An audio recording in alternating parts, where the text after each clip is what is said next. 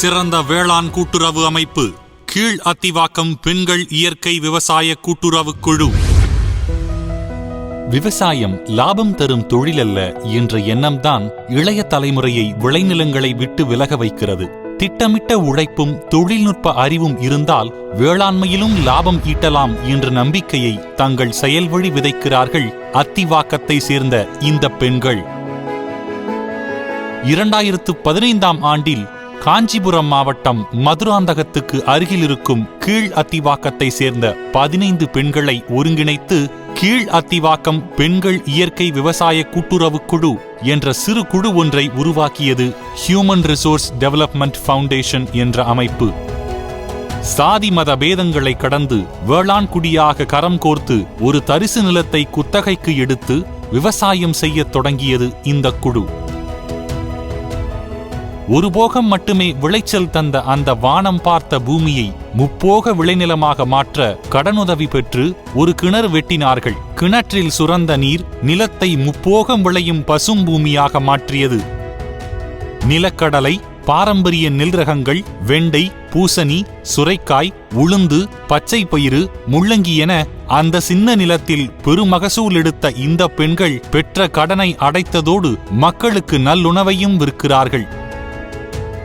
தானுண்டு தன் குடும்பமுண்டு என்றிருந்த பெண்களை மண்ணின் தேவையறிந்து நஞ்சில்லா இடுபொருள்கள் தயாரிக்கும் அளவுக்கு வேளாண் நிபுணர்களாக மாற்றி இருக்கிறது காலம். விவசாயிகள் பலர் விதைகளுக்காக நிறுவனங்களை நாடி நிற்க இந்த வேளாண் பெண்கள் தங்களுக்கு தேவையான விதைகளை மட்டுமின்றி தங்கள் கிராமத்து விவசாயிகளுக்கும் தரமான விதைகளை உற்பத்தி செய்து தருகிறார்கள். வாரம் ஒரு பெண் சாகுபடி பணிக்கு பொறுப்பேற்றுக் கொள்வது, மாதம் ஒரு கூட்டம் நடத்தி அடுத்த கட்ட பணிகளை திட்டமிடுவது, கிடைக்கும் பணத்தை சேமித்து தேவையிருப்பவர்களுக்கு பகிர்ந்தளிப்பது என பெரும் அறத்தோடு இயங்குகின்றனர் இப்பெண்கள்.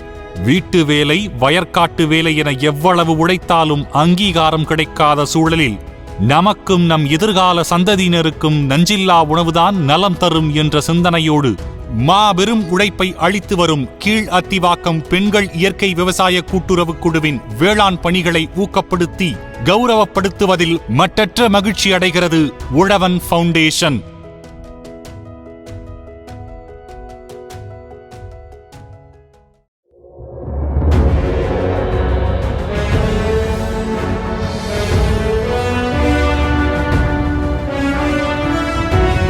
சிறந்த வேளாண் ஆர்வலர் திருமிகு தினேஷ்குமார். நவீன உழவன் யூடியூபர் தினேஷ்குமார் இளம் தலைமுறை பொழுதுபோக்கும் சமூக ஊடகங்களை ஆக்கப்பூர்வமாக பயன்படுத்தி நம்பிக்கையை விதைக்கிறார். சிவகாசி மாவட்டம் பூவாகபுரம் என்னும் கிராமத்தில் பிறந்தவர் தினேஷ்குமார். வேளாண்மையை வெற்றிகரமாக செய்யும் விவசாயிகளையும் தொழில்நுட்பங்களையும் நவீன உழவன் என்ற யூடியூப் சேனல் மூலம் உலகத்தின் பார்வைக்கு கொண்டு செல்லும் இந்த MBA பட்டதாரி ஒரு தனியார் நிறுவனத்தின் மார்க்கெட்டிங் பிரிவில் வேலை செய்கிறார். தன் பயணங்களில் கண்டறியும் வித்தியாசமான விவசாயிகளையும் வியப்பான தொழில்நுட்பங்களையும் பொதுவெளிக்கு கொண்டு செல்லும் நோக்கில் ஒரு முகநூல் பக்கத்தை தொடங்கியதில் தொடங்குகிறது இவரது வெற்றி பயணம். தன் உற்பத்தியை தானே மதிப்பூட்டி கூடுதல் லாபம் பார்க்கும் விவசாயிகள், ஒருங்கிணைந்த வேளாண்மை மூலம் லாபம் ஈட்டும் விவசாயிகள், புது புது தொழில்நுட்பங்களை கையாளும் விவசாயிகள், மாறுபட்ட பயிர்களை பயிரிட்டு வெற்றிகரமாக அறுவடை செய்யும் விவசாயிகள் என சத்தமின்றி சாதித்துக் கொண்டிருக்கும் விவசாய பெருமக்களின் வெற்றி கதைகளை பதிவு செய்யும் தினேஷ்குமாரின் நவீன உழவன் முகநூல் பக்கம் வெகு விரைவாக வளர்ந்து 7.3 லட்சம் பின்தொடர்பாளர்களை பெற்றிருக்கிறது. எழுத்து வழி சொன்ன கதைகளை காட்சி வழி சொல்ல தினேஷின் நவீன உழவன் யூடியூப் சேனலை 10 லட்சம் சந்தாதாரர்கள் பின்தொடர்கிறார்கள். யூடியூப் தொடங்கினால் டாலர்களை ஈட்டலாம் என்ற கனவோடு இணையத்துக்குள் நுழையும் இளைஞர்களுக்கு மத்தியில் வேளாண்மை மீதிருந்த ஈர்ப்பாலும் ஈடுபாட்டாலும் இடைவிடாமல் இயங்கிக் கொண்டிருக்கும் தினேஷ் வீடியோக்களில் எந்த வணிக சமரசங்களையும் செய்து கொள்ளாதவர் என்பது தனித்தன்மை. திருக்குறள் விவசாயிகளை வெளில கொண்டு இருக்க ஆரம்பிச்ச சேனல். ஆனால் இன்னைக்கு ஒரு சப்ஸ்கிரைபர் ஆரம்பிச்ச சேனல் இன்னைக்கு 10 லட்சம், அதாவது 1 மில்லியன் சப்ஸ்கிரைபர் தாண்டி போயிட்டு இருக்கு. ரொம்ப மகிழ்ச்சி தருது, பொறுப்பு தருது. ஸோ இந்த பொறுப்புக்காக நான் என்ன பண்ணுறேன், நிறைய வெளிநாடுகளுக்கும் பயணம் பண்ணுறேன். இது வரைக்கும் பதிவிட்ட மொத்த சேனல் 400க்கும் மேற்பட்ட வீடியோக்கள் முழுவதுமே நான் என்னோட கையால் நான் தான் ஷூட் பண்ணுவேன். அங்கே நான் தான் கேமராமேன், நான் தான் ஆங்கர், நான் தான் அந்த வீடியோ வந்ததுக்கப்புறம் எடிட் பண்ணுவேன், நான் தான் பப்ளிஷ் பண்ணுவேன், நான் தான் கமெண்ட்ஸ் ரிப்ளை பண்ணுவேன். மொத்தமாக இந்த சேனலை நானே தான் பார்த்துக்கிறேன். நான் அதில் அவ்வளோ இன்வால்மெண்ட் எனக்கு பிடிச்சி பண்ணுறேன் அந்த விஷயத்தை. தன் மார்க்கெட்டிங் பணிக்கு மத்தியில் வீடியோக்களுக்காக எடுக்கிற முனைப்பில் இருக்கிறது தினேஷ்குமாரின் அர்ப்பணிப்பு. வேளாண்மை மீதிருக்கும் அவநம்பிக்கைகளை உடைத்து ஆக்கப்பூர்வமாக அதை செய்து கொண்டிருக்கும் விவசாயிகளை சமூகத்திற்கு காட்சிப்படுத்தி பல நூறு இளைஞர்கள் அதன் பக்கம் ஈர்த்தது தினேஷின் பசுமை வெற்றி. தமிழ்நாடு தாண்டி இந்தோனேஷியா, துபாய், தாய்லாந்துக்கெல்லாம் பயணப்பட்டு அங்குள்ள தொழில்நுட்பங்களையும் சாகுபடி முறைகளையும் அறிமுகப்படுத்துகிற தினேஷ்குமாரின் ஆக்கப்பூர்வமான பங்களிப்பை அடையாளப்படுத்தி கௌரவிப்பதில் பெருமை கொள்கிறது உழவன் ஃபவுண்டேஷன்.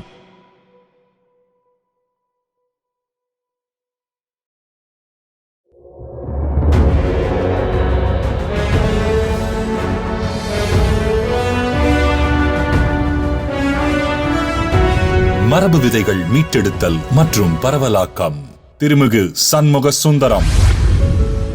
விதைகள்தான் வேளாண்மையின் ஜீவன். அறுவடையில் தேர்ந்த தானியங்களை கோட்டை கட்டி சேமித்து விதையாக பயன்படுத்தினார்கள் நம் முன்னோர்கள். அந்த பழக்கம் படிப்படியாக கைவிட்டு போய்க் கொண்டிருக்கும் சூழலில் நம் பாரம்பரிய விதை ரகங்களை மீட்டெடுத்து உழவர்களுக்கு உறுதுணையாக நிற்கிறார் சுந்தர். புதுவையின் ஏம்பலம் கிராமத்தில் வசிக்கும் இந்த 25 வயது இளைஞன் கைவிட்டு போன 500க்கும் மேற்பட்ட மண் சார்ந்த மரபு விதைகளை மீட்டெடுத்து மீண்டும் நம் நிலங்களில் உயிர்ப்பித்திருக்கிறார்.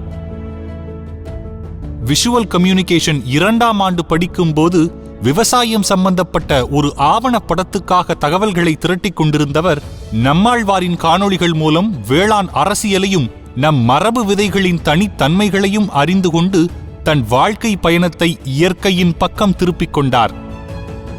நஞ்சில்லா விவசாயம் செய்ய வேண்டும் என ஆசைப்பட்ட சுந்தருக்கு விவசாயம் செய்ய சொந்த நிலமோ குத்தகைக்கு நிலம் எடுத்து விவசாயம் செய்யும் வசதியோ இல்லை.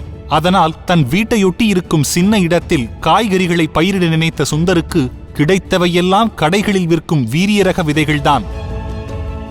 மரபு விதைகளுக்கான அவரது பயணம் அப்போதுதான் தொடங்கியது.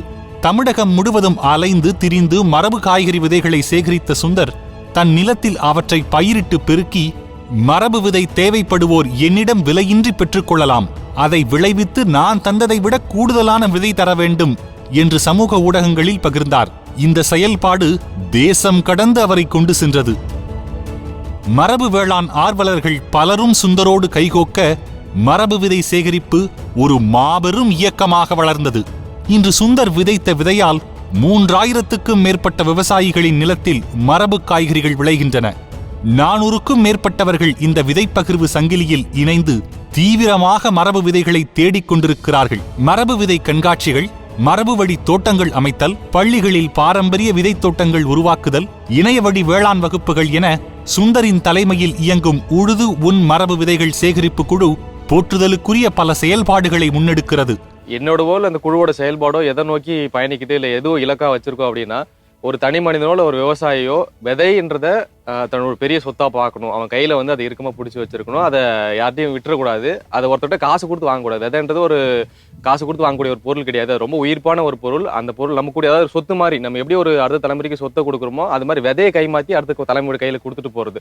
அந்த விஷயம் தான் நாங்கள் ரொம்ப பார்க்குறோம். அந்த எண்ணத்தை இன்னைக்கு விவசாயிங்க எடுத்துக்கிட்டாங்க அப்படின்னா யாருக்கிட்டையும் கையிட்டி நம்ம வெள்ளைக்காகவோ இல்லை மற்ற விஷயத்துக்காக கையேந்து நிற்க தேவையில்லை. ஒரு தற்சார்பா சுயசார்பா வாழ முடியும், ஆரோக்கியமா வாழலாம். வேளாண் நலன் காக்க தன்னலமற்று உழைப்பவர்களை மக்களுக்கு அடையாளப்படுத்தும் உழவன் ஃபவுண்டேஷன் தன் தொடர் பயணத்தில் கண்டடைந்த மகத்தான இளைஞர்களில் ஒருவரான சுந்தர் அவர்களுக்கு விருது வழங்கி போற்றுவதில் பெருமகிழ்ச்சி அடைகிறது.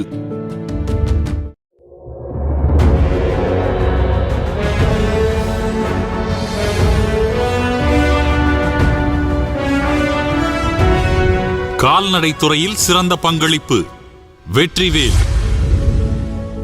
செங்கல்பட்டு மாவட்டம் மதுராந்தகத்தை சேர்ந்த வெற்றிவேல் ஒரு விளிம்பு நிலை குடும்பத்திலிருந்து மேலெழுந்து வந்தவர். பள்ளி காலத்திலேயே அப்பாவை இழந்து பெரும் வறுமையில் கூலி வேலை செய்த அன்னையின் அரவணைப்பில் வளர்ந்தவர். காலை கல்லூரி, இரவு முழுவதும் கிடைத்த வேலைகள் என கடும் சிரமங்களுக்கு மத்தியில் பட்டப்படிப்பு முடித்து ஒரு பன்னாட்டு மென்பொருள் நிறுவனத்தில் பணியில் இணைந்த வெற்றிவேலை நூற்றுக்கணக்கானோருக்கு வேலை வாய்ப்பு தரும் ஒரு பசுமை தொழில் முனைவோராக மாற்றி இருக்கிறது காலம்.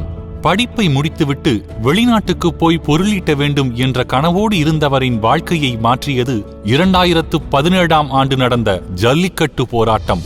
ஸோ அப்போ ஜல்லிக்கட்டு போராட்டம் மெரினால நடந்தது. அதில் நானும் ஒன் ஆஃப் த ப்ரொடெஸ்டர். ஸோ இப்போ ஃபார்மர்ஸோட இஷ்யூஸ் நிறைய தெரிய வந்தது. ஃபார்மர்ஸ்க்கு இருக்க ப்ராப்ளம், அவங்களுக்கு இருக்க மார்க்கெட் ஆக்சஸ் இல்லை அப்படிங்கிற பிரச்சனைகள் நிறைய தெரிய வந்தது. பாலை பற்றி நாங்கள் ஒரு ஸ்டடி பண்ணோம். பாலை டெய்லி வித்தாகணும், இத்தனை மணி நேரத்துக்குள்ளே சேல் பண்ணி ஆகணும். ஸோ அப்போ அந்த மார்க்கெட் பார்த்தீங்கன்னா ரொம்ப ஒரு கிரிட்டிக்கலான மார்க்கெட்டாக இருக்குது. And at the same time நம்ம தாய்ப்பாலுக்கு அப்புறம் குடிக்கிற ஃபர்ஸ்ட் மில்க் பால் தான். ஸோ அந்த பாலை குழந்தைங்களுக்கு கெமிக்கல் இல்லாமல் கொண்டு வரணும் அப்படின்னு ப்ராசஸில் நாங்கள் உழவர் பூமி அப்படிங்கிற ஒரு நிறுவனத்தை ஆரம்பித்தோம். சந்தை விலையை விட விவசாயிகளுக்கு அதிகமான விலை கொடுப்பதோடு அதை வருடம் முழுவதும் தொடர்ந்து அளித்து எந்த இழப்பையும் விவசாயிகள் மீதும் நுகர்வோர் மீதும் சுமத்தாமல் நாணயமிக்க வணிகம் செய்வதற்காகவே வெற்றிவேலுவை கொண்டாடலாம். இன்னைக்கு ஃபார்மிங் பாத்தீங்கன்னா ஒரு சஸ்டைனபிளாவே இல்லை, எஸ்பெஷலி கேட்டில் ஃபார்மிங். என்னன்னா அவங்களுக்கு கொடுக்குற ப்ரைசிங் இதெல்லாம் இல்லாம இந்த மெடிக்கல் எக்ஸ்பென்ஸுங்கிறதுக்கு கேட்டிலுக்கு ஒரு பெரிய பிரச்சனையா இருக்கு. ஸோ அதை அவாய்ட் பண்றதுக்காக அவங்களுக்கு பாத்தீங்கன்னா எத்னோ வெட்டனரி பிராக்டிஸ் மூலயமா நாங்க ஃப்ரீயா ஹெர்பல் மெடிசன் சப்போர்ட் கொடுக்குறோம். கிராமங்களில் சுய உதவிக்குழு பெண்கள் பால் சேகரித்து தர சூழலை பாதிக்காத பேட்டரி வாகனங்கள் மூலம் அவற்றை திரட்டி தனது ப்ராசஸிங் யூனிட்டுக்கு கொண்டு வருகிற வெற்றிவேல் பாட்டிலில் பாலை அடைப்பதன் மூலம் ஆண்டுக்கு 8 டன் பிளாஸ்டிக் கழிவுகளை உருவாக்காமல் தடுக்கிறார். 5 ஆண்டுகளில் ஆல்போல் தழைத்து 1800 விவசாயிகளையும் 13,000க்கும் மேற்பட்ட குடும்பங்களையும் வாடிக்கையாளர்களாக மாற்றியிருக்கிறார். இந்த 1800 விவசாயிகளும் சிறு குறு விவசாயிகள் என்பதுதான் வெற்றிவேலுக்கும் மற்றவர்களுக்கும் உள்ள மாபெரும் வித்தியாசம். இன்று உழவர் பூமியின் பாலை 40க்கும் மேற்பட்ட டீலர்கள் சென்னை முழுவதும் விநியோகிக்கிறார்கள். 150க்கும் மேற்பட்டோர் வெற்றிவேலுவின் உழவர் பூமியால் வாழ்க்கை பெற்றிருக்கிறார்கள்.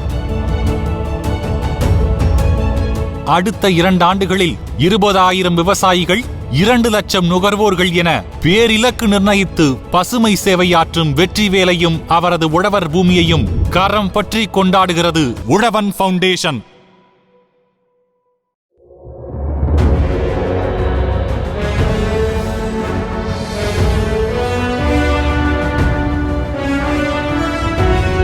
சிறந்த வேளாண் பங்களிப்பு வானகம் ரமேஷ். தமிழ்நாட்டின் மத்தியில் இயற்கை வேளாண் சார்ந்த பயிற்சிகளுக்காகவும் பரிசோதனைக்காகவும் ஒரு மாபெரும் பண்ணையை உருவாக்க வேண்டும் என்ற நம்மாழ்வாரின் சிந்தனையின் மூலம் 2009ஆம் ஆண்டு கரூர் மாவட்டம் கடவூரில் உருவாக்கப்பட்டது வானகம்.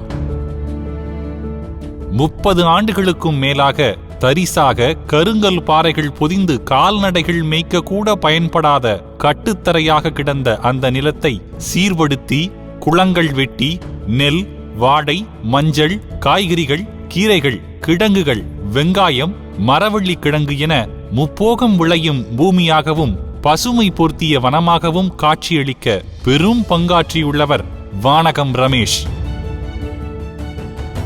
வானகத்தின் முதல் தன்னார்வலராக தன்னை இணைத்துக் கொண்டவர் இன்று அறங்காவலர், பொருளாளர் என வானகத்தின் செயல் திட்டங்களை அடுத்த நிலைக்கு கொண்டு செல்லும் பொறுப்புகளை கவனித்து வருகிறார். சுனாமி பேரிடரால் நாகை மாவட்டத்தில் பாதிக்கப்பட்ட விளைநிலங்களை மீட்டெடுக்கும் பணியை நம்மாழ்வாரும் அவரது குழுவினரும் செய்தபோது தன்னையும் அப்பணியில் இணைத்துக் கொண்டவர் ரமேஷ்.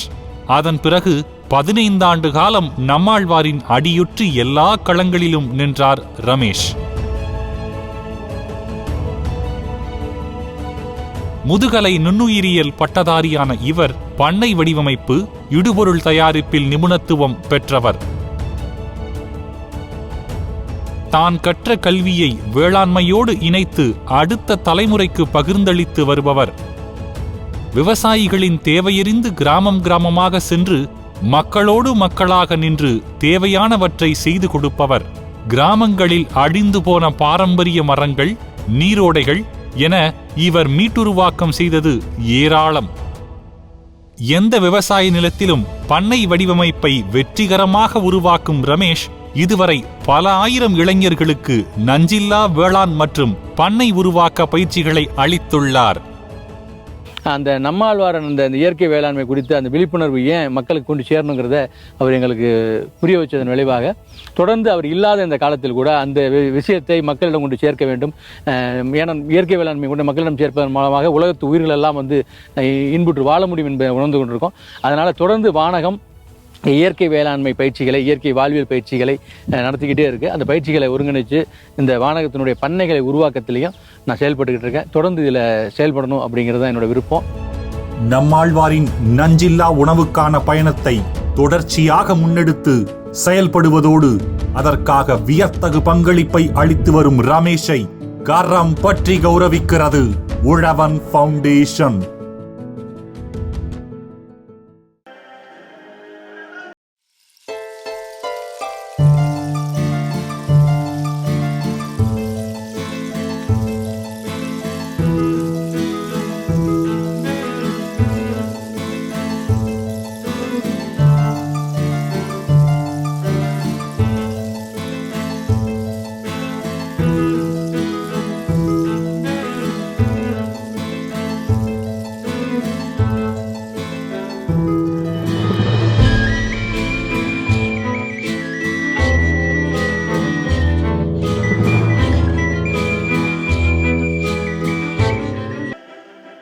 ரொம்ப நன்றி. உங்களை நான் நிறைய டார்ச்சர் பண்ணியிருக்கேன்னு நினைக்கிறேன் இந்த ஃபங்க்ஷனுக்காக. எல்லாருக்கும் வணக்கம்.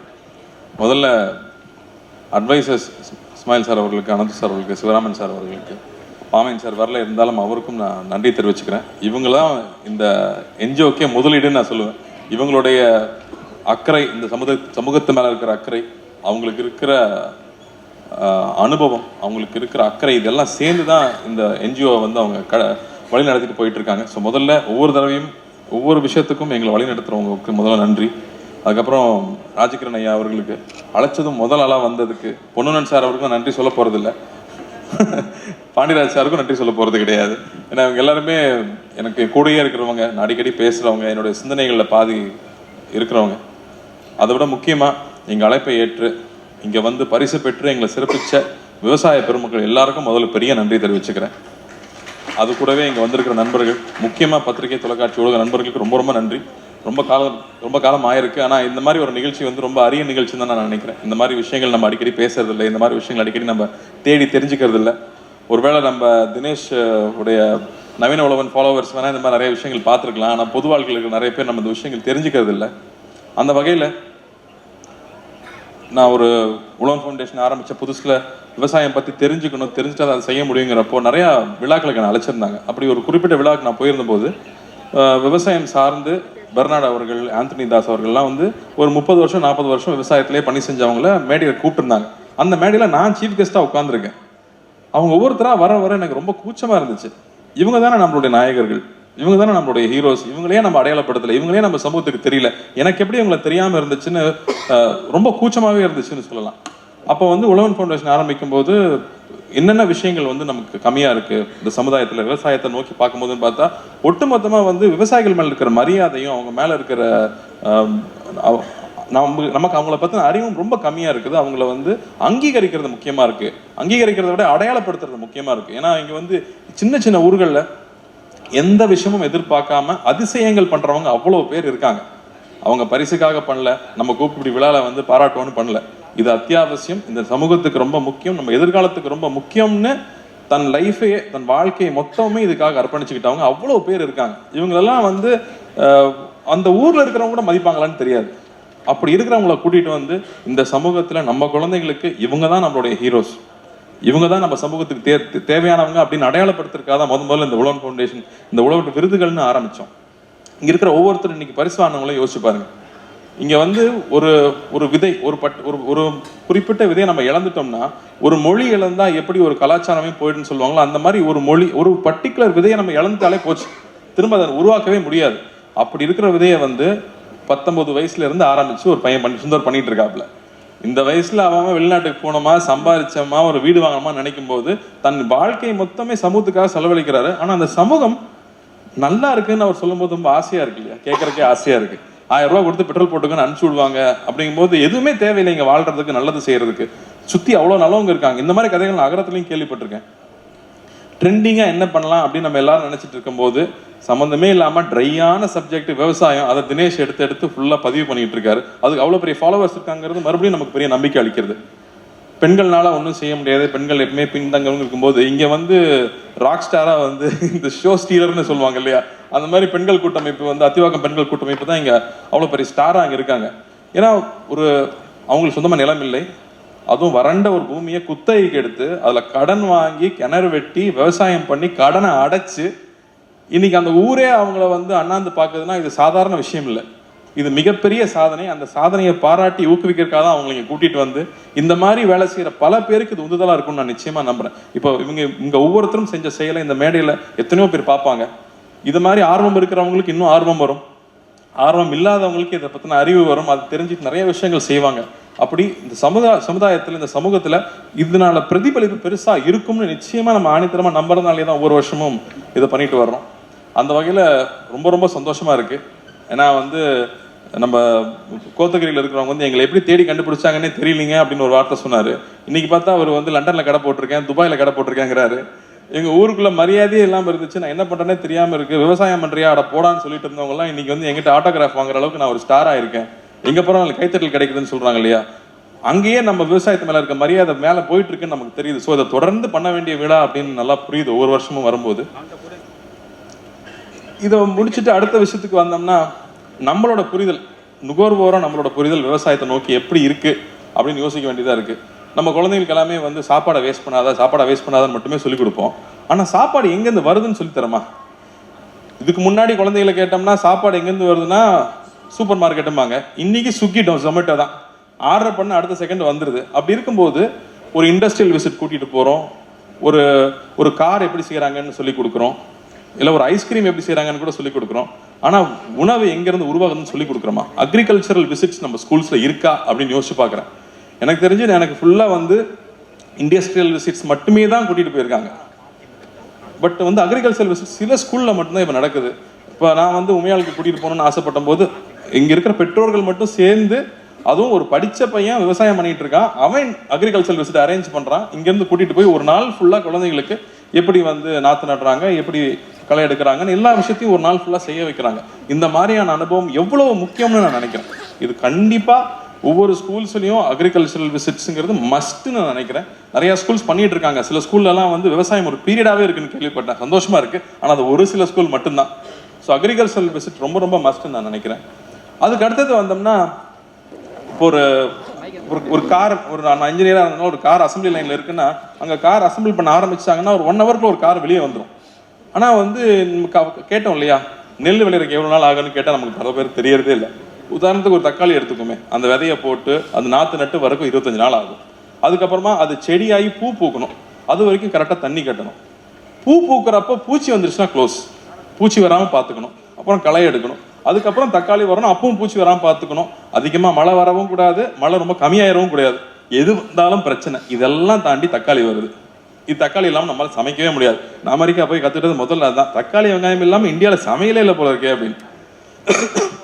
ஆனால் என்னைக்கோ ஒரு நாள் தக்காளி விலை ரைஸ் ஆயிடுச்சுன்னு, அதுதான் ஹாட் நியூஸாக இருக்கும். உடனே பெங்களூர்லேருந்து தக்காளி இம்போர்ட் பண்ணிடுவாங்க. ஒரு 4 நாளில் 100 ரூபா வித்துட்டு இருந்த தக்காளி 5 ரூபா 10 ரூபா விற்கும்.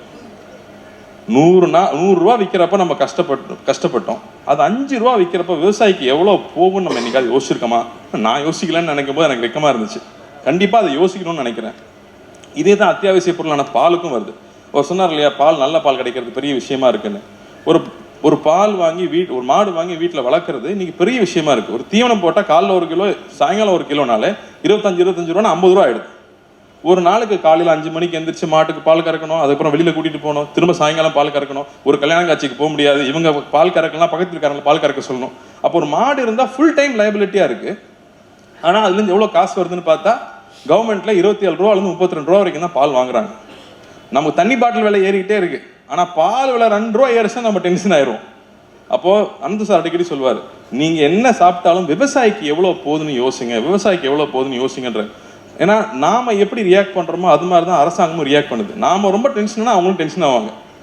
இங்க விலைவாசி ஏறும்போது எதற்காக ஏற்றப்படுது, அந்த காசு யாருக்கு போய் சேருது?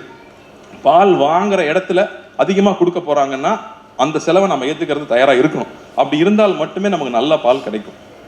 நல்ல பால் கிடைக்கிறது பெரிய விஷயமா இருக்கு. அதுவும் நகரப்புறங்கள் வரும்போது நிறைய பேருக்கு தேவைன்னா கலப்படங்கள் நடக்கிறது சாதாரணமாக இருக்கு. அப்போ நல்ல பால் வேணும்னா நாம தான் தேடி போய் வாங்கணும். அந்த ஒரு முக்கியமான ஒரு சேஞ்ச் நம்ம எல்லாருக்கிட்டையும் வரணும்னு நான் கெஞ்சி கேட்டுக்கிறேன். இப்போ வந்து டைரெக்டாக போய் ஒரு ஃபார்மர்ஸ் கிட்ட இருந்து வாங்குறது இப்போ நடக்க ஆரம்பிச்சிருச்சு. ஒரு பெரிய அபார்ட்மெண்ட் காம்ப்ளெக்ஸாக இருக்கும்போது அங்கே ஒரு 500 வீடுகள் இருக்கு. அந்த 500 வீடுகள் சேர்ந்து ஒரு விவசாய கூட்டமைப்பு கிட்ட எங்களுக்கு தேவையான காய்கறிகள் நீங்கள் வாங்கி பண்ணி கொடுங்கன்னு சொன்னால் அவங்க பண்ணி கொடுக்க தயாராக இருக்காங்க. அப்படி இருந்ததுன்னா அவங்களுக்கும் நல்ல விலை கிடைக்கும், நமக்கும் நஞ்சில்லாத உணவு கிடைக்கும். நம்மாழ்வார் ஐயா ஒரு ஆள் எத்தனை வருஷம் போய் அலைஞ்சு அலைஞ்சு பேசி பேசி பேசி இன்னைக்கு வர்றவங்க அத்தனை பேரும் ஒரு பேர் தான் சொல்றாங்க. அப்போ இதுதான் அடுத்த புரட்சின்னு நான் நினைக்கிறேன். எந்த பக்கம் போய் சேர்ந்தாலும் எங்க ஆரம்பிச்சுன்னு இல்லைங்க நம்மாழ்வார் ஐயா சொன்னாருன்றாங்க. அவர் நான் பார்த்துருக்கேன், அவர் புக்கு படிச்சிருக்கேன், அவர் வீடியோ பார்த்துருக்கேன். அப்போ அவ்வளோ பெரிய புரட்சி அவர் உருவாக்கியிருக்காருன்னா இது அடுத்த தலைமுறைக்கு எடுத்துட்டு போக வேண்டியது நிச்சயமா நம்மளுடைய கடமை. இப்போ உணவு உற்பத்தி அப்படின்னு பார்த்தோம்னா வருஷம் 2% 6% குறைஞ்சிட்டு வந்துட்டே இருக்குன்னு சொல்றாங்க. ஆனா அதை தாண்டி இதுல வந்து இயற்கை இடர்கள்னால ஆடி மாசம் பெய்ய வேண்டிய மழை தள்ளி போகுது. அப்போ வந்து இத்தனை வருஷமா இந்த மட்டத்தில் வந்து விதைச்சா இதுல அறுவடை பண்ணலான்னு ஒரு விவசாயிகளுக்கு ஒரு அறிவு இருக்கு இல்லையா, அந்த அறிவு ஃபுல்லா இப்போ வேஸ்ட் ஆகிட்டு போயிட்டே இருக்குது. எல்லாமே காலமாற்றத்தில் மாறி வந்துட்டே இருக்குது. ஆனா இதெல்லாம் தாண்டி நமக்கு இன்னும் சாப்பாடு கிடைச்சிட்டு இருக்குன்னா பாணிராஜ் சார் சொன்னார் இல்லையா, இந்த விவசாயத்தை விட மாட்டேன், நான் இந்த போராடியே தீருவேன்னு இன்னும் ஒரு தலைமுறை போராடிக்கிட்டு இருக்காங்க. அந்த தலைமுறைக்கு அடுத்த தலைமுறை ரெடி ஆயிடுச்சான்னு கேட்டால் பயமா தான் இருக்கு. இன்னொரு தலைமுறை ரெடியா இருக்கு, அதை நோக்கி வர்றதுக்கு நாம தான் ரெடி பண்ணி ஆகணும். நாங்க படத்துல பேசின வசன மாதிரி நீ டாக்டராரு, இன்ஜினியராரு, கலெக்டரா கூட இரு, ஆனா விவசாயியாவும் இருங்கிறது அவங்கவுங்க விவசாயம் பண்றது அவசியம்னு நல்லா தெரியுது. இந்த வருஷம் வந்து சிறுதானியத்துக்கான முக்கியமான ஒரு வருஷமா வந்து உலகம் ஃபுல்லா கொண்டாடிட்டு இருக்காங்க. இந்தியாவோட நிலைமை எப்படி இருக்குன்னு பார்த்தா சிறுதானியம் அவசியமா இருக்குன்னா சிறுதானியம் வந்து மானாவாரி பயிர், அதுக்கு தனியா வந்து தண்ணி காட்ட தேவையில்லை, அதுக்கு உரம் போட தேவையில்லை, அதுல ஹைபிரிட் கிடையாது, அது அழகா கையில கிடைச்சிரும். அப்படின்னா இது வந்து எல்லாருமே இதை பண்ணிட்டு இருக்கணுமே, ஏன் பண்ணலன்னு பார்த்தா அதுக்கான ப்ராசஸிங் யூனிட்டுங்கிற விஷயம் இல்லாமல் இருக்கு. இன்னைக்கு வந்து விவசாயம் வந்து சின்ன சின்ன கிராமங்களில் மலை பிரதேசங்களில் வந்து சிறுதானியங்கள் கிடைக்குது. அந்த வர்ற சிறுதானியங்கள் எல்லாமே மதிப்பு கூட்டப்பட்ட பொருளாக மாறி இருக்கு.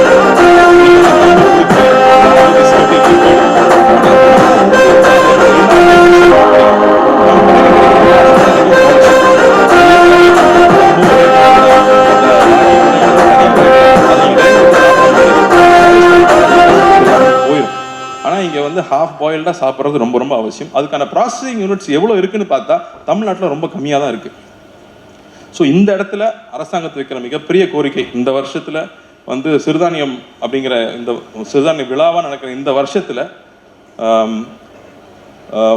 அது கவர்மெண்ட் ரெகுலேட்டட் மார்க்கெட் பிளேசஸ்ன்னு இருக்குது. அங்கே எப்படின்னா அவங்க வந்து அவங்களோட பொருட்களை கொண்டு வந்து அங்கே வந்து ஸ்டாக் வச்சுக்க முடியும், நல்ல விலை கிடைக்கும் போது விற்க முடியும்.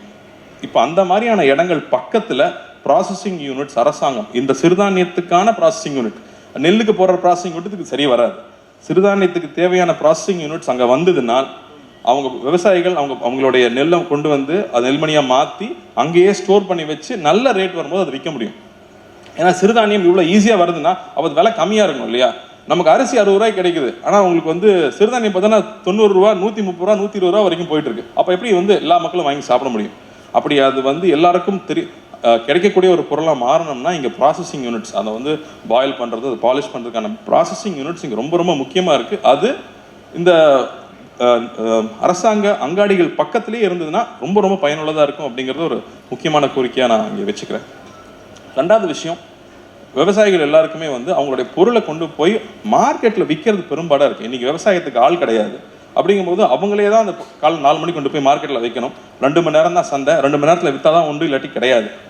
அப்படிங்கும்போது அவங்க திரும்ப வீட்டுக்கு வரணும், காட்டை பார்க்கணும், மாட்டை பார்க்கணும், அவ்வளோ வேலை இருக்குங்கும்போது அவங்க தனியாக போக முடியாது. வீட்டில் ஒரு பையன் தான் போக முடியுமே தவிர வேறு ஆள் கிடையாது போகிறதுக்கு. அப்படிங்கிற பட்சத்தில் இந்த விடிய காலில் 4 மணிக்கு அவங்களுடைய விளைபொருட்களை ஒரு உழவர் சந்தையிலையோ இல்லை ஒரு மார்க்கெட்லேயோ கொண்டு போய் கொடுக்கறதுக்கு ஒரு போக்குவரத்து தேவைப்படுது. அது வெறும் பஸ்ஸு தேவைப்படாது. இந்த மாதிரியான விஷயங்களை கொண்டு போய் நமக்கு ஒரு டன்ஸோ இருக்கு இல்லையா, ஒரு புக் அனுப்புகிறோம், ஐயோ மறந்துட்டான்னு ஒரு பேனா அனுப்பிச்சு விடுறோம் டன்ஸோவில். நம்மளால் நகரத்தில் இவ்வளோ ஈஸியாக பண்ண முடியுதுன்னா ஒரு விவசாயிகளுக்கு தேவையான ஒரு முக்கியமான ஒரு போக்குவரத்து காலை நேரங்களில் விடிய காலையில் தான் ரொம்ப அவசியமாக தேவைப்படுது. அதுவும் அரசாங்கம் ஏற்படுத்தி கொடுத்தா மிக மிக முக்கியமான அவசியமான ஒன்றை நான் பார்க்குறேன். அது வரணுங்கிறதும் இந்த நேரத்தில் ஒரு பெரிய கோரிக்கையாக வச்சுக்கிறேன். இது வந்து எங்களுக்கு தெரிஞ்ச ஒரு சிற்றறிவில் தெரிஞ்சுக்கிட்டது. இதை தொடர்ந்து நிறைய ஆக்டிவிட்டீஸ் பண்ணுறோம். நீங்கள் வீடியோவில் பார்த்துருப்பீங்க. அதில் எனக்கு ரொம்ப நெருக்கமாக இருக்கிறது நீரும் நாமுங்கிற விஷயம். நம்மளுடைய கலாச்சாரத்தில் நம்மளுடைய வரலாற்றில் நிறையா விஷயங்கள் நம்மளை சுற்றியே இருக்குது, நம்ம தெரிஞ்சுக்கிறது இல்லை. அதை தெரிஞ்சுக்கிறது மூலமாக அதை அடுத்த தலைமுறை கற்றுக் கொடுக்கறது மூலமாக அதை பாதுகாக்க முடியும்னு நம்புகிறோம். அந்த ப்ராஜெக்ட் ஒன்று எடுத்து பண்ணிகிட்டு இருக்கோம். அது நிறைய நண்பர்கள் வந்து உதவியாக இருந்திருக்கிறாங்க. அதே சமயத்தில் அடுத்தது வந்து சிறு குறு விவசாயிகளுக்கு வந்து அந்து சார் சொன்ன மாதிரி சிறு குறு விவசாயிகள் பயன்படுத்தக்கூடிய பெண்கள் பயன்படுத்தக்கூடிய சின்ன சின்ன கருவிகள் வடிவமைப்புக்கான ஒரு காம்படிஷன் அது ஆந்து சார் வந்து போன வருஷமே முன்னெடுக்கணும்னு சொல்லியிருந்தாரு. தாமதமாயிருச்சு. இந்த வருஷம் நிச்சயமாக அதை முன்னெடுத்து செல்லணும். அதுக்கு அண்ணா யூனிவர்சிட்டியும் கூட இருக்காங்கன்றதுல ரொம்ப பெரிய சந்தோஷம். ஏன்னா அதுக்கான சொல்யூஷன்ஸ் இன்ஜினியர்ஸ் தான் கொடுக்க முடியும். அதை சிம்பிளாக கொண்டு வந்து சேர்க்கணும் அப்படிங்கிற ஒரு முயற்சியும் இந்த வருஷம் எடுப்போம் அப்படின்னு இங்கே தெரிவிச்சுக்கிறேன். இவ்வளோ நேரம் வந்து பொறுமையாக இருந்து இந்த விழாவில் கலந்துக்கிட்டு நெகிழ்ச்சியாக எல்லாத்தையும் கூட இருந்து பார்த்து ரசித்தவங்க அனைவருக்கும் என்னுடைய சிரம் தார்ந்த நன்றி.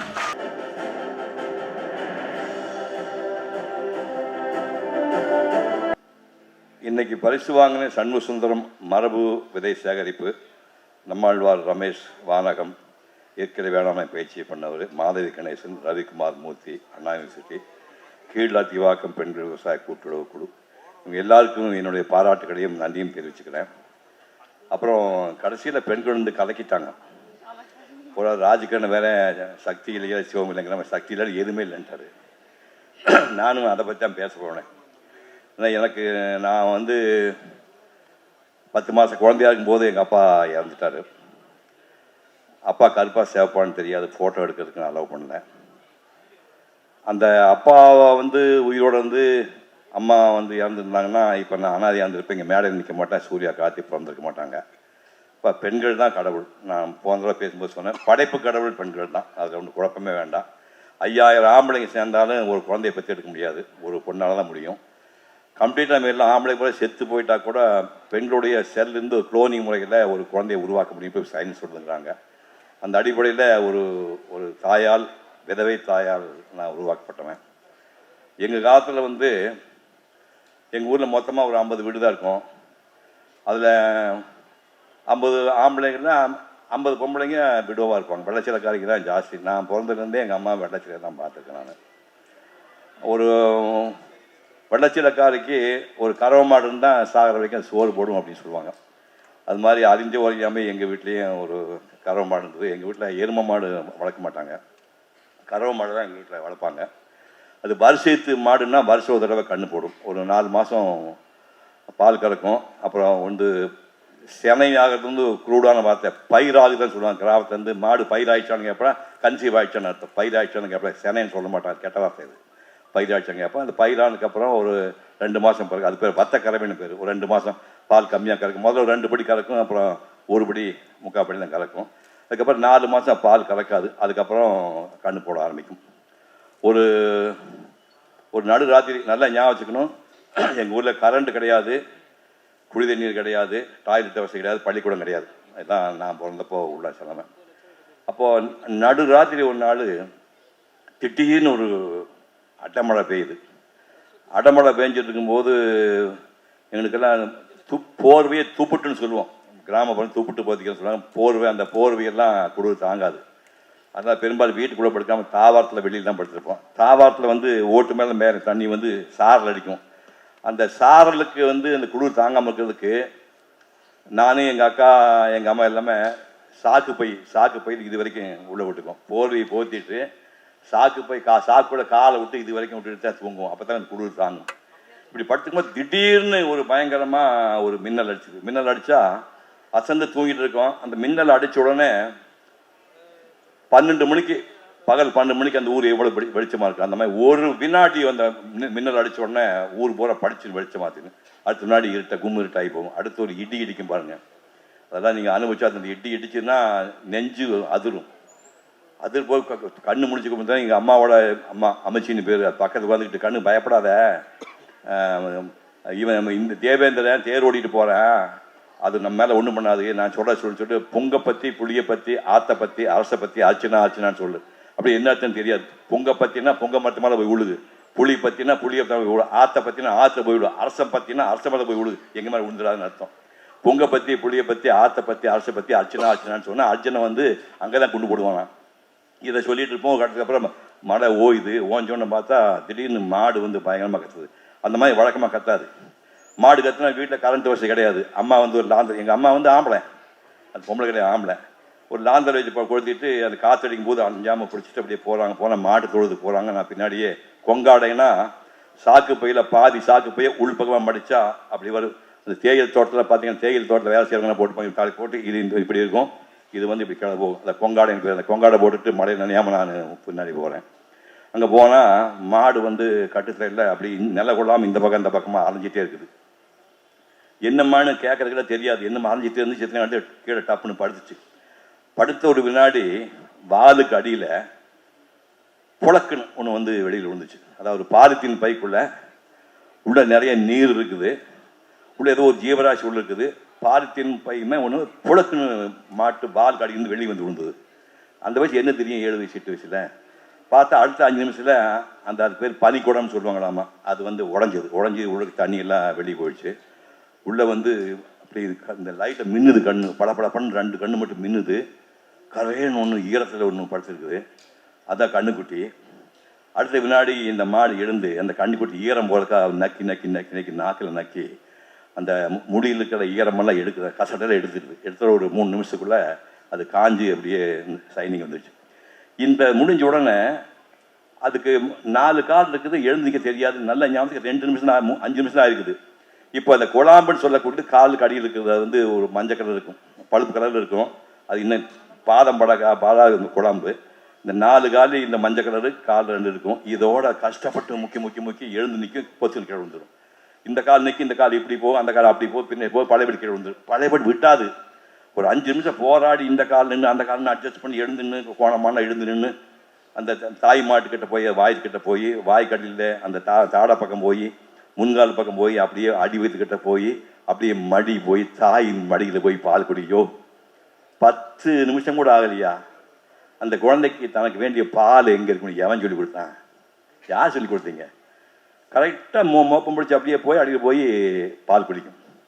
இதையெல்லாம் இப்போ முடிஞ்ச உடனே மறுநாள் அது முதல்ல கண்ணு போட்டுனா அதுக்கு பேர் சீம்பால்னு பேர். ஒரு 4 நாளைக்கு சீம்பால் கொடுப்பாங்க, ஒரு மஞ்சள் கலர் இருக்கும்.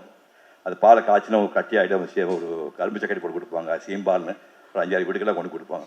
அதெல்லாம் இன்னொரு வாழ்க்கை கிடைக்குமா? இன்னொரு பிறந்தா கிராமத்தில் தான் ஏன் பிறக்கணும், கிராமத்தில் தான் பிறக்கணும். அப்படியெல்லாம் அதை அனுபவிச்சுட்டு அதுக்கப்புறம் வந்து ஒரு 10 நாள் ஆனோடனே அப்புறம் பால் நார்மலாக ஆரம்பித்த உடனே பால்காரன் மேட்ரு. இந்த பால்காரர் ஏதோ ஒரு கதையை சொன்னால் கார்த்தி சொல்லிட்டு இருந்தாப்புல, இந்த மாதிரி கோஆப்ரேட்டிவ் சொசைட்டி பால் சொசைட்டியை கைவிட்டப்போ கூட கொரோனா பீரியடில் ஒரு தம்பி வந்து சிறு விவசாயிகிட்ட போய் அந்த பால் வாங்கி வியாபாரம் பண்ணாங்க.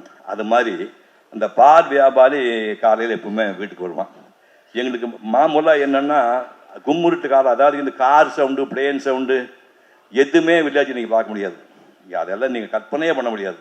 அப்படி அமைதியாக இருக்கிற இடத்துல அதிகாலையில் முதல்ல நான் கேட்கறது ஒரு 100 சிட்டுக்குருவி சத்தம். 100 சிட்டு கிச் கிச் கிச் கிச் கிச் கிச் கிச் கிச் கிச் கிச் கிச் கிச்னு முதல்ல அதிகாலையில் நல்லா அசந்து போகும்போது கேட்கறதுல ஒரு 100 சிட்டுக்குருவி இறந்த மரம்னு பார்க்கறது. அந்த இறந்த மரத்துக்கு குருவிகள் வந்து அதுக்கு தெரியும் வெளியே போதுன்னு. அந்த முதல்ல தெரிஞ்சு அந்த 100 குருவி கீச் கிச் கிச் கிச் கிச்சுன்னு முதல்ல கத்த ஆரம்பிக்கும். இது கத்தி ஒரு 5 நிமிஷம் ஆனோடனே கோழி சேவல் கூவ ஆரம்பிக்கும். கோழியெல்லாம் நாங்கள் எப்படி வளர்த்தோம் அது ஒரு கதை இருக்குது. இப்போ நீங்கள்லாம் பார்க்குற மாதிரிலாம் கிரில்லாம் போட்டு அப்படியெல்லாம் போந்தா கோழியெல்லாம் வளர்க்கறது இல்லை. அது இந்த பாம்பு வந்து லேசாக மூச்சு விட்டால் கோழி செத்து போகிறதுக்காக ஒரு இந்த கொடாப்புன்னு சொல்லுவோம், பஞ்சாரம் தெற்கு பக்கம் சொல்லுவாங்க. கொடாப்பு மாதிரி ஒன்று செஞ்சு கல்லில் செஞ்சு கூண்டு செஞ்சு கோழிகள்லாம் உள்ளே அனுப்பி காற்று போகாமல் முன்னாடி ஒரு கல் வச்சுருப்பாங்க. அதான் அந்த வாசலுக்கும் இதுக்கு நடுவில் ஒரு 6 இன்ச்சு கல் இருக்கும், 6 இன்ச்சு இடைவெளி இருக்கும். அதோடைய தான் அந்த வாசலுக்குள்ளே கோழிகள்லாம் போயிட்டு நைட் ஆனோடனே போனதுக்கப்புறம் ஒரு பெரிய பலகை வச்சுருப்பேன், கலை ஒன்று வச்சுருப்பேன். அந்த பலகை கல் எடுத்து இந்த கல்லுக்கும் அந்த கூண்டுக்கு நடுவில் அதை உள்ளே போட்டுட்டு இன்னொரு கல்லை வச்சு செஞ்சுட்டா எதுவுமே உள்ளே போகாது. இப்போ விடிக்கால போய் 4:30 மணிக்கு அந்த குண்டுகளுக்கு வெளியே போட்டு இந்த பலகை எடுத்து விட்டா கோழிகள்லாம் வெளியே வரும். வெளியே வந்தோடனே வழக்கம் போல் சேவல் தாய் கோழிகளில் வரும்போது அது அட்டாப்பில் அது வேலையை போய் ஆரம்பிச்சிடும். முட்டை வேணுமே அது பண்ண ஆரம்பிக்கும். இப்போ ஆட்டுக்குட்டிகளாக கத்த ஆரம்பிக்கும். ஆட்டுக்குட்டிக்கு கத்தினோடனே அப்போ கொடாப்புலேருந்து அதை திறந்து விடுவாங்க. இப்போ வந்து டிங் டிங் டிங் டிங் சத்தம் கேட்கும். பால்காரன் வந்துட்டான். பால்காரன் வந்தோடனே போய் அம்மா வந்து 4:30 மணிக்கு போய் கதவை திறந்து விட்டா பால்காரன் உள்ளே வருவான். பல வீடுகளில் பெண்களே பால் கறப்பாங்க. இப்போல்லாம் நீ சும்மா வேடிக்கை தான் பார்க்க முடியும். அதாவது மாட்டு மடியில் குத்த வச்சு உட்காந்துட்டு நல்ல இப்படி கேட்காம டாய்லெட் போகிற அப்படிலாம் முடியாது. இப்படி அந்த டோவை தூக்கிட்டு இருக்கும்போது வெறும் பாதத்தில் குத்த வச்சு உட்காந்து இந்த 2 முழங்காலுக்கு நடுவில் அந்த பாத்திரம் பால் போசின்னு பேர், அந்த போசியை இடுக்கிட்டு அப்புறம் பால் புருன்னு போவாங்க. முதல்ல வெறும் பாத்திரத்தில் சவுண்டு வரும், நல்லா மாதிரி காலி பாத்திரத்தில் 2 மடியில் காம்பு இருந்து பாருக்கும்போது சரு சரு சரு சருன்னு வரும். அது ஒரு பாதி போசி நம்பினோடனே நுர வர ஆரம்பிச்சிடும், அப்படியே ஃபுல்லாக நம்பிடு. அந்த பால் கறந்த உடனே நுரையோட அந்த பால் அடுப்புக்கிட்ட போகிறதுக்கு முன்னாடி நான் குடிச்சுவேன். எத்தனை பேர் குடிச்சிருக்கீங்க சொல்லுங்க, ஒரு ஆளாக சொல்லிங்களா? டேய் இவன் எங்கள் ஊருக்காரன் விடுங்க, வேற எவனாச்சு நுரைய வந்து காயெல்லாம் வைக்கக்கூடாது, பால் கறந்தோட அட பரவாயில்ல 4 பேர் கரடாடே அடையாப்பா எப்படிடாது நுரையோட பால் அடுப்புக்கு போகிறதுக்கு முன்னாடி எடுத்து குடிச்சு மீசையில் எல்லாம் வாயில் ஒட்டிட்டு இருக்கும். அந்த மாதிரிலாம் பால் குடிச்சவன் நான். இது இப்படி வந்து இது முடிச்ச உடனே அந்த பால் நேராக வந்து சூளுக்கு போனால் வந்து சீனிவாசன் நாயுடு ஒன்று காப்பி கடை பக்கத்தில் ஒரு பாய் கடை இருக்கும், அந்த கடைக்கு ஒன்று போய் கொடுப்பாங்க. இப்படி வந்து மாடு சமாச்சாரம். அந்த மாட்டு வந்து கேவலப்படுத்தாங்க, முன்ன சொன்னால் கேவலம் மாட்டுக்கார பையனை கேவலம் அதெல்லாம் கிடையாது. நான் மாடு மேய்ச்சுவேன். நான் வந்து சத்தவிட 8 வயசு வச்சுங்க, 8லேருந்து 7 வருஷம் வந்து நான் மாடு மேய்ச்சுவேன். அதாவது சனி ஞாயிறில் வந்து மாட்டை பிடிச்சிட்டு போவேன். பொலிக்காலுங்கிறது உங்கள் பூமிக்கு அடுத்த பூமிக்கு இடையில கூட ஒரு பெரிய ஏரி பகுதி, அதில் அருகு நிறையா இருக்கும். அந்த அருகு வந்து தான் மாட்டை மேய்க்க விடுவோம். மாடு அந்த அருகு மேய்ஞ்சிட்டு இருக்கும். அந்த மூக்கு பகுதி வந்து கருப்பாக இருக்கும், அந்த கருப்பு பகுதியில் அப்படியே வேர் தொழிக்கிட்டு இருக்கும். நம்ம மூட்டு பக்கத்தை பிடிச்சிட்டு இருப்பேன், அந்த மூக்கணாங்கயிறு இருக்கும். அந்த புஷ் புஷ் புஷ் சத்தத்தோட அந்த அருகு அதை கடிச்சு சாப்பிடும் பாருங்க, இன்னும் எனக்கு இன்னும் சவுண்டு கேட்குது எனக்கு. அது மாதிரிலாம் சனி ஞாயிறில் நான் மாடி மேய்ப்பேன். அது அந்த அசையாக்கட்டைன்னு ஒரு வேறு, அது நீங்கள் யாருக்குமே கேள்விப்பட்டுக்க மாட்டேங்கிறீங்க. அசையாக்கட்டைன்னு ஒரு வேறு, அந்த வேறு தெரியாமல் மாடு சாப்பிட்டார் 3 நாளைக்கு அந்த ஒரு பாலில் ஒரு வாசனை வரும், மொட வாசனை வரும். என்னடா ஆச்சுன்னா அந்த அசையாக்கட்டை வேறு தின்னுடுச்சுடா, என்னடா பண்ணுறது, 3 நாள் வேறு வழியே கிடையாது. இப்படியெல்லாம் வந்து வாழ்ந்து நாங்கள்லாம் இப்போ மில்லட்டை பற்றிலாம் சொல்லிட்டாங்க, கிராம சொன்னாங்க. எங்களுக்கு எங்கே பொங்கச்சோறு என்றால் பொங்கல் அன்று போடுகின்ற சோறு. பொங்கல் அன்னைக்குன்னா இப்போ தை பொங்கல். எங்கள் வீட்டில் அதான் கிடையாது. தினை, வரகு, சோளம், அதே மஞ்சள் சோளம், வெள்ளைச்சோளம் இருக்குது, சாமை இருக்குது, கம்பல் எங்கே போய் ஜாஸ்தி விளையாது. இதில் என்ன வேடிக்கைன்னா அரிசியே கிடையாது. இதில் பெரும்பாலும் முந்தின நாள் செஞ்ச சோளச்சோறு, அடியில் தீ பற்றினா அதுக்கு பேர் தீவல் சோறுன்னு பேர். தீவச்சோறுன்னு பேர் அதுக்கு பேர். அடிப்பக்கம் பார்த்தீங்கன்னா எடுத்து பார்த்தீங்கன்னா அடிப்பக்கம் சிவப்பு கலர் இருக்கும். அந்த சீவச்சோத்தோட சோளச்சோத்தை ஒரு கட்டி எடுத்து போட்டு திருப்புனா சட்டியிலேருந்து கீழே தயிர் கொட்டாது. அப்போ எப்படி ஸ்ட்ராங்காக இருந்துச்சு. இப்போ எந்த தயிர் எடுத்தாலும் சோளன்னு இருக்குது. இப்போ சட்டியிலேருந்து திருப்பினீங்கன்னா அப்படியே ஒட்டியில் இருக்குது, உள்ள கைவிட்டாந்து கீழே வரும். அந்த மாதிரி கட்டி தயிர் போட்டு தேவைச்சோறு சாப்பிட்றதுனால உங்கள் முன்னாடி நான் 80 வயசு நின்றுருக்கேன். இவங்கெல்லாம் சின்ன பசங்க. இஸ்மாயில் சின்ன பையன், அனந்த், சிவராமெல்லாம் என் பையன் மாதிரி. நான் பெரிய ஆள் நினச்சிக்காதீங்க, அவர் தொழில் பெரிய ஆள் மேலே, பட் இவன் என் பையன் வயசு. அது ஏன்னா அந்த தேவைச்சோறு அந்த சனி ஞாயிறுகளை வந்து கொள்ளு, தட்டைப்பயிறு, பச்சை பயிறு இதெல்லாம் நைட்டில் தாடிச்சு வச்சு அது படுத்துட்டு என் பொன்மனன் சொன்ன மாதிரி மல்லாக்கு படுத்துட்டு இது வெள்ளி நட்சத்திரம், இந்த நட்சத்திரங்களை பார்த்த நேரமெல்லாம் சொன்ன காலத்தில் நான் வாழ்ந்தாள். எப்படியோ தப்பிச்சு இங்கே வந்தேன். அதாவது முன்னுக்கு வரணும். பொன்மனனுக்கு எனக்கு பெரிய வித்தியாசம் இல்லை. அந்த மாதிரி ரிமோட் இடத்துலேருந்து நான் அம்பியத்தை சேர்த்து காணாமல் போயிருப்பேன், எனக்கு வந்துக்க முடியாது. அதுக்கப்புறம் முன்னேறணும்னு வந்ததுனால தான் முன்னேறம் எப்படி இருக்க முடியும். எங்கள் அம்மா எதுக்கு காடுபட்டா 32 வயசு தாலி எடுத்துவிட்டு மெட்ராஸ் போய் படிக்கிற பையனுக்காக காலையில் 7 மணிக்கு காட்டுக்கு போனால் சாயங்காலம் 7 மணிக்கு தான் வீட்டுக்கு வருவான். விளைஞ்சதில் வெறும் ராகி தான் கம்மி, கேழ்வரகு சொல்லக்கூடாது, அதுதான் தானியம் ரொம்ப கம்மி விலை. அதை மட்டுமே 7 வருஷம் வெறும் கேழ்வரகு ராய்க்குள்ளேயே சாப்பிட்டு அந்த பொம்பளை படிக்க வச்சதுனால இன்னைக்கு நான் முன்னாடி நிற்கிறேன். தாய் தான் கடவுளியா? எத்தனை பேர் நம்பாதீங்க. நீ எவ்வளோ பெரிய மீசை வச்சிருந்தாலும் பெரிய பீட பாண்டி கட்டமாக தான் தெரியும். உங்கள் அம்மாலாம் நீ எப்படா வந்திருப்ப? நீ தாய் தான் கடவுள். அந்த தாய் போட்ட பிச்சையால் தான் நான் முன்னாடிக்கிறேன். அந்த மாதிரி இங்கே ஒரு தாய் இருக்கிறான். அந்த தாய் வந்து நான் பரதேசி பையன், நான் வந்து கல்யாணம் பண்ணிக்க ஆசையெல்லாம் கிடையாது. ஓவியனாக இருந்துட்டு திருவண்ணாமலை போய் ஆடி வளர்த்துறான்னு நினச்சா கடவுளை மாற்றி விட்டு கல்யாணம் பண்ணி வச்சு இதை பாரு நம்ம உட்காந்துருக்கேன் பாரு. நம்ம மூலமாக 2 பசங்க வந்தால் தான் இன்றைக்கி உழவன் ஃபவுண்டேஷன், அகரம் ஃபவுண்டேஷன் நடந்துருக்கு. அது நல்லதை கட்டால் தெரியாது. சாமியாராக போய்க்க வேண்டிய பயலை இந்த பொம்பளை வந்து என்னை மாற்றி இன்னைக்கு 2 பசங்க உருவாக்கி விட்டுருக்காங்க. எப்படி பார்த்தாலும் அன்று என் தாய் நான் வணங்க வேண்டியவள், இன்று என் மனைவி வணங்க வேண்டியவள். நன்றி, வணக்கம்.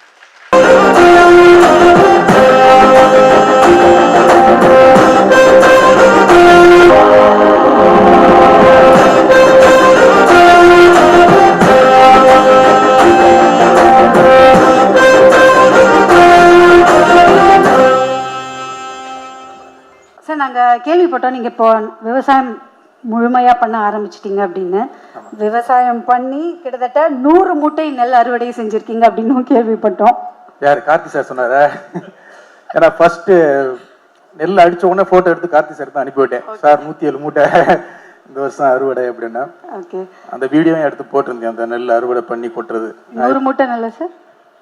114 மூட்டை கம்மியா சொல்லி. ஆமா. ஓகே சார், உங்களுடைய பார்வையில் இன்றைய விவசாயம் ரொம்ப ஹெல்தியானதா இருக்குன்னு நினைக்கிறீங்களா? கண்டிப்பா, அது பார்க்குற பார்வையில தான் இருக்கு, செய்கிற வேலையில தான் இருக்கு. விவசாயம் பண்ணி நிறைய பேருக்கு லாஸும் ஆகுது. அதை ரொம்ப ஒரு மாற்று விவசாயமா இப்போ இன்னைக்கு நம்ம மேடையில் பார்த்துக்கிட்டு இருக்கோம்ல, இந்த மாதிரி விவசாயத்தை மாற்றி யோசிக்கிறவங்க வந்து பெரிய லாபம் பார்க்குறாங்க. அந்த மாதிரி ஆட்களை தான் நம்ம கூப்பிட்டு கௌரவிச்சுக்கிட்டு இருக்கோம். எனக்கு லாபம் இந்த வருஷம் விவசாயம் பார்த்ததில் வந்து பார்த்த செலவெல்லாம் என் வீட்டுக்காரம்மா வந்து எழுதி வச்சுருப்பாங்க டைரியில். வந்து ஒவ்வொரு நெல் நாற்று பாவத்துல இருந்து ஒவ்வொரு செலவும் எழுதி வச்சு பார்த்தாங்க. பார்த்து அப்போ அந்த வருஷம் நமக்கு லாபம் தான் பண்ணாங்க. எவ்வளவு டைரக்டரா எத்தனை லட்சங்கள் கோடிகள் சம்பளம் பார்த்தாலும் அந்த விவசாயம் பண்ணி அந்த 107 110 மூட்டையும் பார்த்து அந்த அரிசியில சாப்பிடும்போது ஒரு கிடைக்கிற சந்தோஷம் வந்து திருப்தி வந்து வேற எதுலையுமே கிடைக்காது. அதுக்காகத்தான் வந்து விவசாயிங்க எல்லாருமே லாஸ் வந்தாலும் அடுத்த வருஷம் லாபம் பார்த்துருவோம், அடுத்த வருஷம் லாபம் பார்த்துருவோம்னே விவசாயம் பார்த்துக்கிட்டே இருக்காங்க. அவங்களுக்கு வேற வேலையும் தெரியவே தெரியாது. அதுதான் விவசாயத்துடைய பவர்னு சொல்லுவேன். ஏன்னா இப்போ நான் ஊருக்கு போகும்போது காரில் போவேன், காலையில் புறப்படுவோம், இல்லைன்னா மதியம் போல் புறப்படுவோம். ஒரு 6 மணி இருட்டாகிறதுக்குள்ள டிரைவர் வந்து விரட்டுவேன், சீக்கிரம் போன்னு வீட்டுக்கே போக மாட்டேன். ஸ்ட்ரெயிட்டாக அங்கே விவசாயம் பண்ணுற இடத்துக்கு தான் போவேன். அங்கே போய் அந்த விவசாயம் அந்த பயிர், அந்த காய்கறி, அந்த பழம், அதை பிடிங்கி 2 வாயில சாப்பிடும்போது தான் நமக்கு ஒரு பயங்கரமான ஒரு திருப்தி கிடைக்கும். அதுதான் உண்மையை சொல்லணும் அப்படின்னா, எங்கள் அப்பா வந்து பக்கா விவசாயி. கடைக்குட்டி சிங்கத்துக்கு முன்னால ஒரு விவசாயி படுற கஷ்டத்தை தான் நான் படமா சொல்லணும்னு ஆசைப்பட்டேன். ஏன்னா எங்கள் அப்பா வந்து 10 வருஷமா விவசாயம் பண்ணுறதையே விட்டுட்டார். இனிமேல் விவசாயமே பண்ண வேண்டாம் அப்படின்னு சொல்லி விட்டுட்டார். அதுக்கப்புறம் தான் இப்போ நாங்கள் அதை விவசாயமாக எடுத்து, அது ஒரு பெரிய கதை சொன்னோம்னா நேரமே பத்தாது, அது சிரிச்சுக்கிட்டே இருக்கலாம், அது ஒரு படமாகவே பண்ணலாம். எப்படி நம்ம விவசாயம் பண்ணி அப்படிங்கிறத வந்து ஒரு சென்டிமெண்ட்ல கொண்டு என்னைய லாக் பண்ணி விட்டேன் என் ஃப்ரெண்டு வந்து. அது ஒரு பெரிய கதை.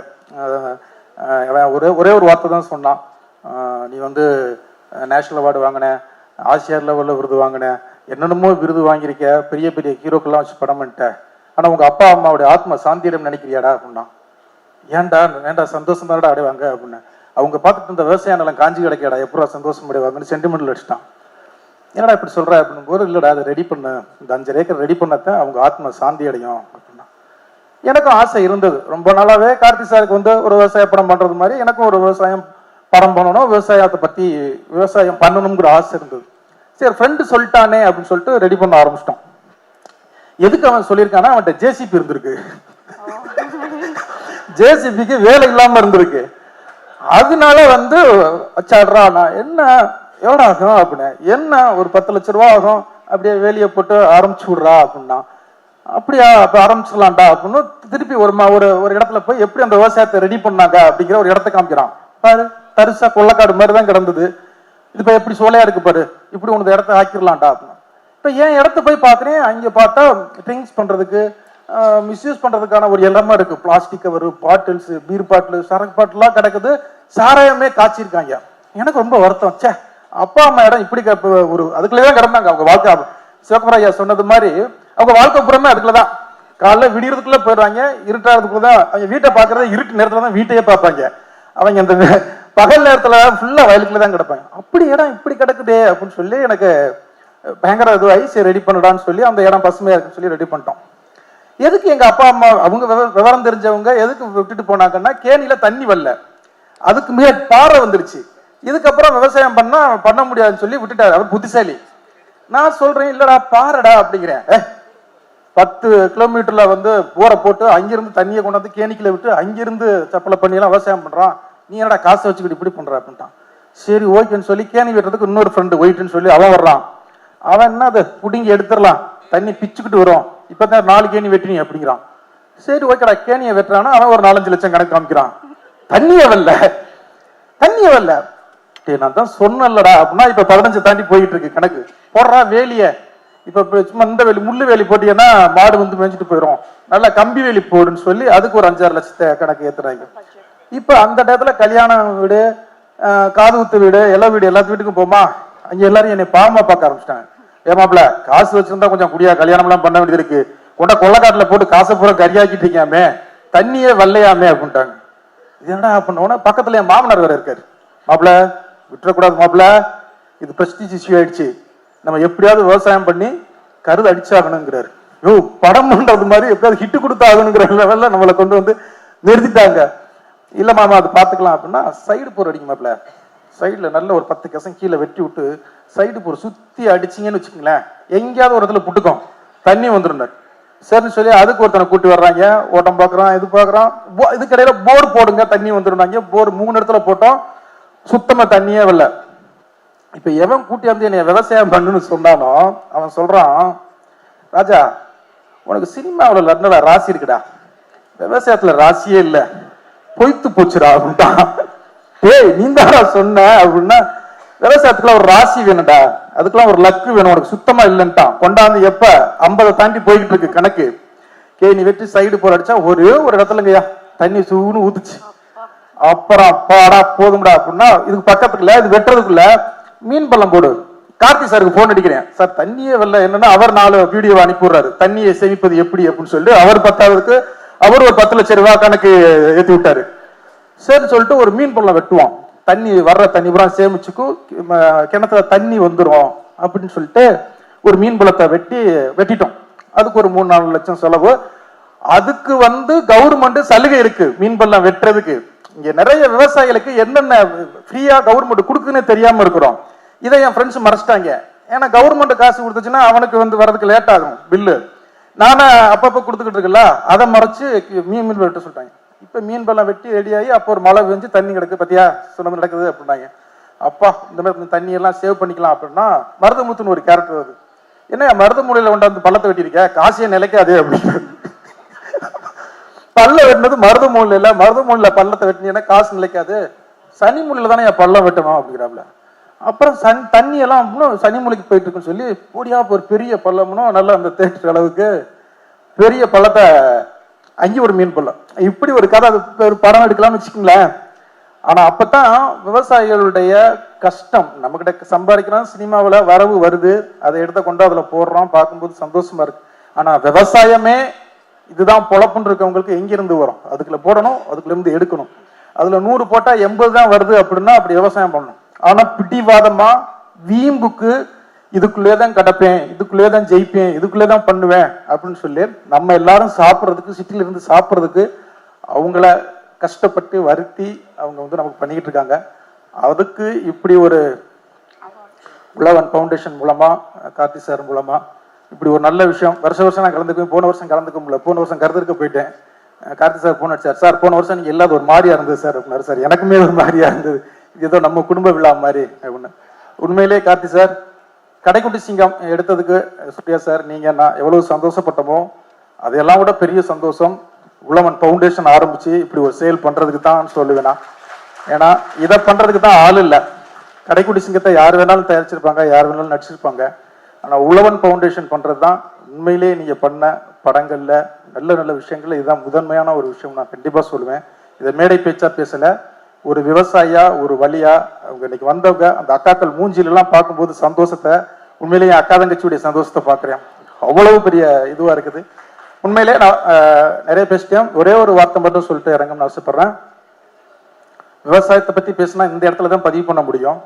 இந்த 100 நாள் வேலை வாய்ப்பு திட்டம் அப்படின்னு மத்திய அரசு ஒரு நல்ல விஷயம் கூட சொல்லாம வச்சுக்கோங்களேன். ஏன்னா நிறைய பேருக்கு வேலை கொடுக்குறாங்க.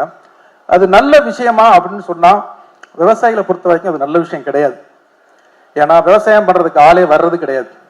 அதுல என்ன பண்றாங்க, 250 ரூபாயிலிருந்து 300, 270, 280 அது எப்படி என்னன்னைக்கு கிரெடிட் ஆகுமோ அந்த மாதிரி இப்ப யாரும் விவசாயத்துக்கு வர்றது கிடையாது. ஏன்னா அங்க போனா ஒரு அரை மணி நேரம் 1 மணி நேரம் வேலை பார்த்தா போதும். அப்புறம் அங்க ஊர் வம்புதான் பேசுறாங்க. அந்த குடும்பத்துல என்ன பண்றாங்க, இந்த குடும்பத்துல என்ன பண்றாங்க, அதுல என் குடும்பத்தையும் பேசியிருக்காங்கன்னு வச்சுக்கோங்களேன். ஒரு பேசுறதுக்கு ஒரு இடமாயி போச்சு. ஆனா நல்ல ஸ்கீம். மத்திய அரசு என்ன பண்ணலாம், மாநில அரசோட சேர்ந்து நான் 100 ரூபாய் தர்றேன், நீ மத்திய அரசு மட்டுமே 250 ரூபாய் 300 ரூபாய் கொடுக்க வேண்டாம். மத்திய அரசு ஒரு 100, மாநில அரசு ஒரு 100, அந்த விவசாயி ஒரு 50, 100, 250, 300 கொடுங்க, சந்தோஷமா விலை பார்க்க வருவாங்க. எல்லாரும் சேர்ந்து அந்த இதை விவசாயத்துக்கு பண்ணாங்கன்னா விவசாயம் இன்னும் நல்லா போகும். ஏன்னா கம்மாய தூர்வாரின்னு சொல்றாங்க, அப்படியே மேலாக அப்படியே கொட்டுறாங்க. அந்த உடம்பு நோகாம ஒண்ணு பண்ணுவாங்கல்ல, அது ஒரு மழை பெய்யுது அப்படியே கரைஞ்சு ஊத்திடுது. ஒரு வாரிய ரெடி பண்றோம்னு பண்றாங்க, அந்த புல்லை மட்டும் சீச்சு விட்டு போறாங்க. அது ஒரு மழை பெய்யுது 10வது நாள் அது அடுத்த புல்லு மேல வளர்ந்துருது. ஸோ எந்த யூஸுமே கிடையாது. என்னைய பொறுத்த வரைக்கும் காசு விரயமாகிட்டு இருக்கு. அதை மத்திய அரசும் மாநில அரசும் சேர்ந்து, தமிழக அரசு தமிழ்நாட்டு அரசு சேர்ந்து இந்த ஒரு நல்ல விஷயத்த விவசாயிகளுக்கு பண்ணா ஒரு நல்ல விஷயமா இருக்கும்னு நம்ம உழவன் ஃபவுண்டேஷன் மூலமா சொல்ல கடமைப்பட்டிருக்கேன். பொறுப்பு இருக்கு. ஒரு விவசாயியா நான் சொல்றேன், ஒரு இயக்குனரா பேசல. ஏன்னா ஒட்டுமொத்த விவசாயியும் சந்தோஷப்படுவாங்க. நன்றி, தேங்க்யூ. 1 லட்சம் ரூபாய்க்கான காசோலையும் பரிசாக கொடுக்கப்படுகின்றது. கிட்டத்தட்ட ஒரு நீண்ட நெடிய கிராமத்து வாழ்க்கையில விவசாய குடும்பத்தினுடைய பின்னணியில வளர்ந்த பையன் நான். அதில் முதல் படித்த பையனும் நான். என்னுடைய குடும்பத்தினுடைய தொடர்ச்சியில முதல் படித்த பையனும் நான். அந்த படிப்பு என்பது பாடப்புத்தகங்களே மட்டுமல்லாம நூலகங்களே கதியாக கிடந்து ஒரு கனவுலகத்தோட நான் வாழ்ந்துகிட்டு இருந்தேன். அது கொஞ்சம் முரண்பாடான வாழ்க்கை எனக்கு. எங்க அப்பா காலையில 4 மணிக்கு எழுந்திரிச்சிருவார். அதுக்கு மீன், அதாவது வெளியே கட்டில் போட்டு படுத்திருந்தாங்கன்னா ஆகாயத்தில் இருக்கக்கூடிய கட்டக்குத்துக்கால் மீன்பாங்க. அப்புறம் ஒவ்வொரு மீனுக்கும் ஒரு பேர் இருக்கு. அது கிழக்கு நோக்கி நகர்ந்துட்டாலோ அல்லது மேற்கு நோக்கி ஒரு இடத்துக்கு வந்துட்டாலோ மணி சொல்ல தெரியும். அவர்களுக்கு விண்மீன் பார்த்து மணி சொல்ல தெரியும், பறவைகளுடைய குரல் கேட்டு மணி சொல்ல தெரியும். அந்த அளவுக்கு இயற்கையோடு ஒன்றிணைந்த அவர்களுடைய வாழ்க்கை. எங்க அப்பா ஒரு 3-4 வேஷ்டி தான் வச்சிருப்பார். எப்பவுமே கோமணத்தோட தான் இருப்பார். பெரும்பகுதி வாழ்க்கை கோமணத்தோட வாழ்ற வாழ்க்கையாத்தான் அவருக்கு இருக்கும். நான் காலையிலிருந்து அப்படியே தான் அவரை பார்த்துருக்கேன். எங்கேயாவது வெளியே போறதா இருந்தால் கூட அந்த கோமணத்தோட ஒரு வேஷ்டியை கட்டிட்டு மேலே சட்டை கூட போட மாட்டார். துண்டை போட்டுட்டு நடந்து போவார், சைக்கிளில் போவார் அல்லது மாட்டு வண்டியில் போவார். அப்படித்தான் இருக்கும். அப்போ கிராம வாழ்க்கையில நான் படித்த பையனா இருந்தாலும் என் குடும்பம் நீண்ட நெடிய ஒரு கிராமத்தினுடைய வாழ்க்கை சூழலோடவே இருந்துகிட்டு இருந்தது. எங்க அம்மாவும் அப்படித்தான். 4 மணிக்கெல்லாம் எழுந்திருச்சு சமையல் பண்ணிட்டு ஒரு 6 மணி காலகட்டத்தில் வீட்டை விட்டு வெளியே விட்டு கிளம்பிடுவாங்க. நான் கல்லூரிக்கு பள்ளிக்கு போகிற காலகட்டத்தில் நாங்கள் ஒரு 8 மணிக்கு எழுந்துச்சு கிணத்துல குதிச்சுட்டு சாப்பிட்டுட்டு நாங்கள் கிளம்பிடுவோம். சாயந்தரம் 4 மணிக்கெல்லாம் ஸ்கூல்ல இருந்து நேராக தோட்டத்துக்கு போயிடுவோம். போனால் அங்கிருந்து மாடுகள் அது எல்லாத்தையும் எடுத்துட்டு அவங்களுக்கு உதவியாக புல்லுக்கட்டெல்லாம் தூக்கிட்டு வீட்டுக்கு வர்றது. இப்படி தான் இருக்கும். சில சமயங்களில் இது எனக்கு ஒரு கௌரவ பிரச்சனையாக கூட இருந்தது.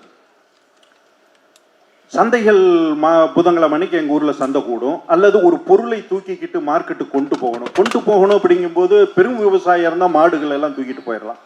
சிறு விவசாயியாக இருக்கும்போது தலையில தான் தூக்கிட்டு போகணும், கூடையில தான் எடுத்துகிட்டு போகணும். அப்போ அதை எங்கள் அம்மா தூக்கிட்டு போகிறாங்க, ஒரு புல்லுக்கட்டு தூக்கிட்டு போகிறாங்க, ஒரு காய்கறி எல்லாம் தூக்கிட்டு போகிறாங்கன்னா பின்னாடி நானும் அதை தூக்கிட்டு சந்தைக்கு போகிறேன் அப்படிங்கிறது ஒரு கேவலமாக பார்ப்பேன். ஐயோ, பள்ளிக்கூடத்தில் நம்ம பசங்கள்லாம் கூட பார்த்துட்டாங்கன்னா என்ன நினைப்பாங்க, அப்படியெல்லாம் தோணும். ஆனா வயது ஏற ஏற ஏற ஏற கிராமத்து வாழ்க்கை சூழல்ல எனக்கு நான் விவசாயத்தை விட்டு விலகிட்டேன். உண்மையை சொல்ல போனா அதுதான். ஏன் எனக்கு விவசாயம் ஒத்துவல்ல. ஏன்னா படிப்பும் கனவும் என்னை வேற பக்கம் இழுத்துக்கிட்டே போய்கிட்டு இருந்தது. நாடகம் போடுவது அல்லது கம்யூனிஸ்ட் சித்தாந்தத்தோட பின்னாடி ஓடுவது, பொதுவாக சமூக வாழ்க்கையோட போறது, இப்படி சமூக வாழ்க்கையை தேடி போக போக என்னுடைய கிராமத்து வாழ்க்கைக்கான சூழலில் இருந்து நான் விலக ஆரம்பிச்சேன். விலகி வந்த பிறகு, திரைத்துறைக்குள்ள வந்துட்ட பிறகு, என்ன அம்மா அப்பா இன்னைக்கு வரையிலும், என் அப்பா தவறிட்டாரு, கடைசி வரையிலும் அந்த விவசாயியாகவே வாழ்ந்து மடிஞ்சிட்டாரு. ஆனால் நான் எந்த ஒரு வாழ்க்கை சூழலை புரியாமல் விலகின, எதை நான் இழந்த அப்படிங்கிறத என்னுடைய படிப்பு ஒரு பாதிக்கு மேல, பாதி வயதுக்கு மேல் எனக்கு கற்றுக் கொடுத்தது. நீ ஒரு முட்டாள், நீ ஒரு மிகப்பெரிய இழப்பை சந்திச்சுட்டு வேற என்னத்தை நான் படிச்சு கிளிக்க போற அப்படிங்கிற மாதிரி எனக்கு ஒரு பெரிய கேள்வியை கொடுத்தது. ஆனா அதுக்குள்ள வாழ்க்கை சூழல் மாறி போச்சு எனக்கு. இப்பவும் நான் கிராமத்துக்கு போகும்போது என் உறவினர்களை சந்திச்ச அல்லது அங்க இருக்கக்கூடிய நட்பை சந்திச்ச அப்படிங்கிறது எல்லாம் தாண்டி எதை இழந்தனோ அதை நான் ரீகலெக்ட் பண்றதுல தான் எனக்கு ரொம்பவும் பிரியமா இருக்கு. படிப்பு அப்படின்னு ஒண்ணு போகும்போது ஆய்வில் என்ன மிக முக்கியமாக மனித இனம் கண்டுபிடித்ததில் மனித இனம் தேர்வு செய்ததில் மிக கொடூரமான பரிதாபமான ஒரு வாழ்க்கை, ஒரு தேர்வு முறை எது என்றால் அது விவசாயம் தான் அப்படிங்கிறான். விவசாயம் என்பது சாதாரணம் அல்ல, மற்ற தொழில்களை போல் சாதாரணம் அல்ல. அது இயற்கையோடு பயணிக்க வேண்டி இருக்கிறது, உயிர்களோடு பயணிக்க வேண்டி இருக்கிறது, மண்ணோடு பயணிக்க வேண்டி இருக்கிறது. அதை தாண்டி வியாபாரத்தோடும் அது போராட வேண்டி இருக்கிறது, இழப்புகளை சந்திக்க வேண்டி இருக்கிறது. என் தந்தையார் எங்களுடைய தோட்டத்தில் பயிர் நட்டு பயிர் காய்ச்சல்ல தண்ணி இல்லாம கருகி போய் மாடு விட்டு மேய்க்கிறத நான் பார்த்துருக்கேன். குட்டிச்சவரு மொட்டை கிணத்துல மாடு விழுந்து இறந்து போனதை பார்த்துருக்கேன். பிரசவத்துல மாடு இறந்து போனதை பார்த்துருக்கேன். ஆனா ஒரு நாள் கூட அவர் வீட்டினுடைய ஜன்னலையோ நிலவுகாலையோ சமையல் கட்டு மாத்தி வச்சதை நான் பார்த்ததே இல்லை. வாஸ்து சாஸ்திரம் பார்த்துட்டு அவங்க அதெல்லாம் பண்ணினதே இல்லை. இழப்புகளை தாண்டி தாண்டி போராடுகிற மன வலிமையும் இழப்புகளையும் வாழ்க்கை தந்த அந்த தொழிலுக்காக அவங்க அடுத்தது நம்பிக்கையோட ஒரு விதையவும் ஒரு நாத்தையும் விட்டுட்டு காத்திருக்கிற அந்த மனிதர்களையும் நினைக்கும் போது ஒரு வாழ்க்கை சூழலில் எவ்வளவு பெரிய ஒரு ஒரு ஆளுமை உள்ள ஒரு விவசாய தன்மையை நாம இழந்து நிக்கிறோங்கிறதா உண்மை. இப்போ ஒரு மண்ணில் பார்த்தீங்கன்னா கரிசல் நிலம், செம்மண், வண்டல் நிலம், மணல், தண்ணி தேங்கி வச்சு பயிர் செய்யறது, தண்ணியை தேங்காம பயிர் செய்யறது, மானாவாரி பயிர் செய்யற நிலம், இப்படி நிலத்தை தாய்மையை வச்சு அது உற்பத்தி செய்யற அந்த தன்மையை வச்சு அளவிடுவது இருந்தது போய் இப்ப அங்க ஏர்போர்ட் வருது, அங்க ரோடு வருது, இங்க ஹைவே வருது, இங்க ஸ்கூல் இருக்கு அப்படின்னு ஒரு நிலத்தை வியாபார தன்மையில் அடையாளம் காட்டுவது இப்ப போச்சு. அதை நான் திருப்பி நிறைய இடங்கள்ல பாக்குறேன். இப்பவும் முகநூலில் பெரும்பகுதியான இளைஞர்கள் முகநூலில் விவசாயத்தை பத்தி பேசுறத பார்க்கிறோம், புகைப்படங்கள் எடுத்து போட்டு பார்க்கிறோம். ஆனால் விவசாயம் செய்வது என்பது வாழ்க்கையை தொலைத்து அதில் ஒரு உண்மையிலுமே நீங்க ரொம்ப ஈடுபாடோட போய் நின்னால் மட்டும்தான் அந்த விவசாயியாக இருக்க முடியும். இப்போ ஒரு சகோதரன் நீங்க ஒரு விருது வாங்கிக்கிட்டு போனாரு. அந்த சகோதரன் தன் வாழ்க்கையை தொலைத்துத்தான் இந்த இடத்துக்கு நிற்கிறார். ஆனால் அந்த தொலைத்தலில் அவர் உயிர்த்தெடுத்த விஷயங்கள் இருக்கிறதே, அது சமூகத்துக்கும் மிகப்பெரிய ஒரு பெரிய தியாகம். அது அவருக்கு என்னுடைய ஆத்மார்த்தமான நன்றிகள். அந்த வயதில் நான் செய்யாமல் விட்ட விஷயம், நான் ஒரு வயதுக்கு பிறகு பார்த்து ஆச்சரியப்படும் போது இந்த மேடையில், இது போன்ற மேடையில் விருது கொடுப்பதின் மூலம் நான் அந்த இழப்பை ஈடுகட்டிக் கொள்கிறேன் என்று சந்தோஷப்படுறேன். ரெண்டாவது, உழவன் ஃபவுண்டேஷன் அப்படிங்கிற ஒரு பெயர் வைக்கப்படும் போது கார்த்தி என்னுடைய நீண்ட நெருங்கிய நண்பன், சகோதரன், உறவினன், எப்படி வேணாலும் வச்சுக்கலாம். இந்த ஃபவுண்டேஷன் சார்ந்து விவாதங்கள் செஞ்சோம். அந்த லோகோஸ் வடிவமைக்கிறதுக்காக நிறைய டிஸ்கஸ் பண்ணோம். அதில் இப்போ இன்னைக்கு இருக்கக்கூடிய லோகோவில் பார்த்தீங்கன்னா ஒரு பெரியவர் வலது கையில் கலப்பையை பிடிச்சிருப்பாரு. ஆனால் ஒரு ஆண் குழந்தை அந்த கலப்பையை பிடித்து கொண்டு இருக்காது, ஒரு பெண் குழந்தை பிடிச்சுக்கிட்டு இருக்கும். ஒரு பெண் குழந்தை கலப்பையை பிடிச்சுக்கிட்டு இருக்கும். அதுவே ரொம்ப ஒரு வித்தியாசமான ஒரு தாட். இப்படி கார்த்தி ஒரு தன்னை திரைத்துறையில் முன்னெடுத்து கொண்டு சென்றாலும் சமூகத்தினுடைய பார்வை, சமூகத்துக்கு மேலே இருக்கக்கூடிய அந்த ஈடுபாடு கார்த்திக்கு இருக்குது அப்படின்னா அது அண்ணன் சிவகுமார் அண்ணன்கிட்ட இருந்து வந்தது. சிவகுமார் அண்ணனுடைய குடும்பம், அவருடைய சிறுவயது முழுக்க கிராமத்து பின்னணியில் இருந்து வந்ததனுடைய தொடர்ச்சி. அது விடுபடாமல் இந்த தளத்தில் நான் போய் விவசாயம் செய்யறேங்கிறத விட இது போல சபையில் செய்யறவர்களை முன்னெடுத்து நான் சமூகத்துக்கு காட்டுறேங்கிற பணி என்னை போன்றவர்களுக்கும் கார்த்திக் போன்றவர்களுக்கும் முழு பொறுப்பாக இருக்கிறது. இதுவே சமூக பொறுப்பு. இந்த பொறுப்பிற்கும் இந்த அரங்கத்திற்கும் நேரத்திற்கும் என்னுடைய நன்றிகளும் வணக்கங்களும். இந்த நல்ல நேரத்தில் நாம் அனைவரும் இங்கு மகிழ்ச்சியாக கூடியிருப்பதற்கு காரணகர்த்தாவாக விளங்கும் இறைவனுக்கு என் நன்றியை கூறிக்கொள்கிறேன். இங்கே வந்திருக்கும் அனைவருக்கும் என் அன்பையும் பணிவையும் தெரிவித்துக் கொள்கிறேன். கலைஞர்களுக்கு சமூக பொறுப்பு மிக மிக அவசியம். அதை உணர்ந்ததனால்தான் என் அண்ணன் சிவகுமார் அவர்களின் புதல்வர்கள் தம்பி சூர்யா அகரம் ஃபவுண்டேஷன் மூலமாக கல்வி வளர்ச்சிக்காக பாடுபட்டு கொண்டிருக்கிறார். தம்பி கார்த்தி அவர்கள் உழவன் ஃபவுண்டேஷன் மூலமாக உழைக்கும் மக்களை, உழவர்களை, விவசாயிகளை ஊக்குவித்துக் கொண்டிருக்கிறார். இது மிகவும் பாராட்டப்பட வேண்டிய விஷயம். அவர்கள் இருவரையும் என் மனம் கனிந்து வாழ்த்துகிறேன். வாழ்க வாழ்க. உழவர்களை பற்றி, இந்த விருதினை பற்றி நான் பேச முடியாமல் பிரமித்து நிற்கிறேன். அதுதான் உண்மை, நிதர்சனம். ஏனெனில் எனக்கு முன்பு பேசியவர்கள்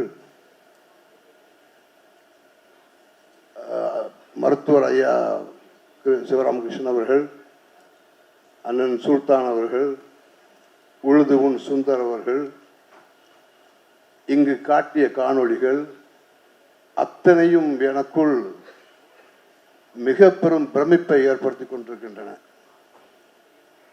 இத்தனையையும் வெளிக்கொணர்ந்து மக்களுக்கு கொண்டு போய் சேர்க்கும் முயற்சி எடுத்த தம்பி கார்த்தி மிக பெரும் இறை அருள் பெற்றவர்.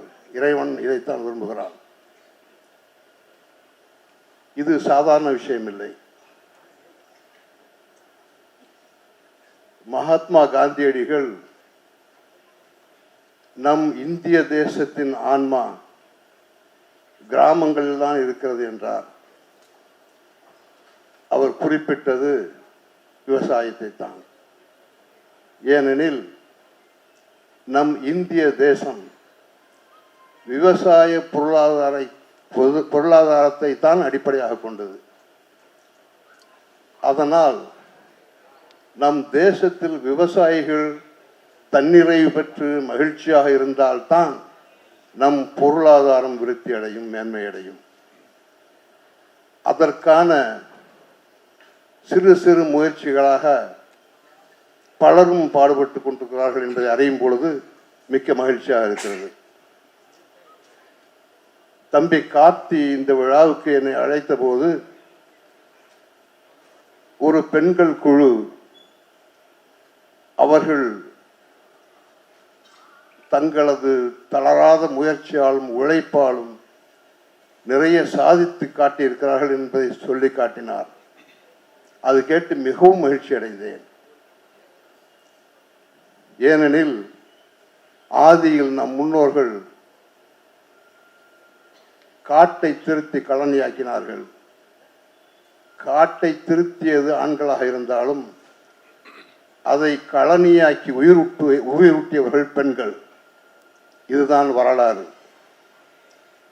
சக்தி தான் எல்லாம், சக்தி இல்லையல் செயல் இல்லை.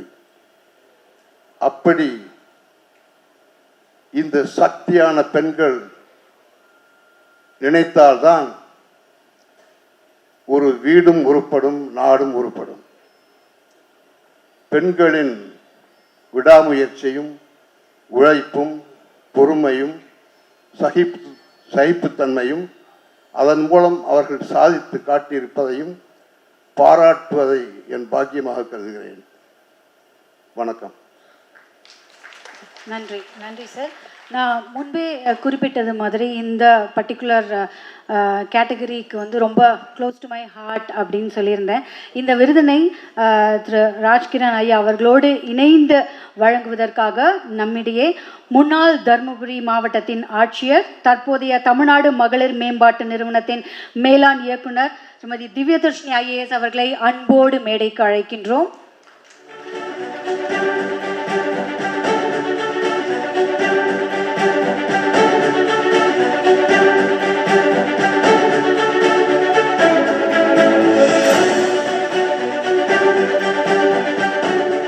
Good evening, ma'am.